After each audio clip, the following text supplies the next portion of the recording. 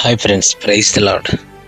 ప్రియమైన దేవుని బిడ్డలారా, ఈరోజు ప్రపంచంలో స్నేహం అనే పదానికి అర్థమే మారిపోయింది. పని ఉంటే ఫోన్, అవసరం ఉంటే మెసేజ్, లాభం ఉంటే పరిచయం. పని అయిపోయిన తర్వాత నువ్వెవరు అన్నట్లుగా మారిపోతారు. అందుకే ఒక మాట గుర్తుంచుకోండి, అవసరం ఉన్నప్పుడు మాత్రమే గుర్తొచ్చే వ్యక్తి స్నేహితుడి కాదు. అవసరం లేకపోయినా నీతో ఉండేవాడే నిజమైన స్నేహితుడు. ఒక ఉపమానం చెప్తాను వినండి. ఒక చెట్టు పండ్లతో నిండిపోయి ఉంటే ఎన్నో పక్షులు వచ్చి దానిపై వాళ్తాయి. ఉదయం నుంచి సాయంత్రం వరకు సందడిగా ఉంటుంది.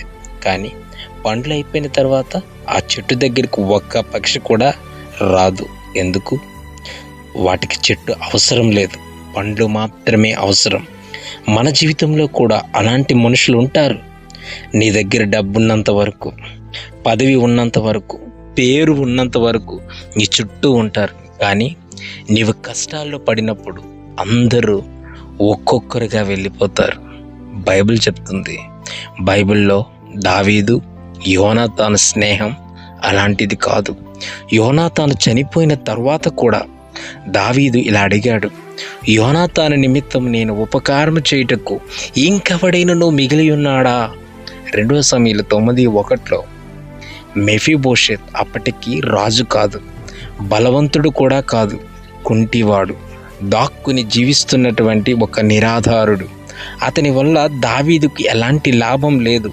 అయినా దావీదు అతన్ని వెతికించాడు, తన బల్ల దగ్గర కూర్చోబెట్టి భోజనం పెట్టాడు. అది నిజమైన స్నేహం. అంటే అవసరం కోసం కాదు, అనుబంధం కోసం జీవించే స్నేహం. ముగింపులోనికి వచ్చి ఉన్నాం. ప్రియమైన దేవుని బిడ్డలారు, ఒక్కసారి ఆలోచించండి. మీ ఫోన్లో 100 కాంటాక్ట్స్ ఉండొచ్చు, 1000 మంది ఫాలోవర్లు ఉండొచ్చు. కానీ మీరు జీవితంలో ఒక్కసారి కింద పడినప్పుడు మీకు కాల్ చేసే వ్యక్తి ఎవరు? మీ ఇంటి తలుపు తట్టి నేను వచ్చాను భయపడకు అని చెప్పే వ్యక్తి ఎవరు? మీ కన్నీళ్ళు చూసి తాను కూడా ఏడ్చే వ్యక్తి ఎవరు? అతడే దేవుడు నీ జీవితానికి ఇచ్చిన నిజమైన స్నేహితుడు. అలాంటి వ్యక్తిని చిన్న అపార్థంతో కోల్పోవద్దు, అహంకారంతో దూరం చేయొద్దు. ఎందుకంటే డబ్బు పోతే మళ్ళీ సంపాదించవచ్చు, పేరు పోతే మళ్ళీ తెచ్చుకోవచ్చు. కానీ హృదయపూర్వకంగా నిన్ను ప్రేమించే ఒక నిజమైన స్నేహితుడు దూరం అయితే ఆ ఖాళీని జీవితంలో ఎవ్వరూ కూడా నింపలేరండి.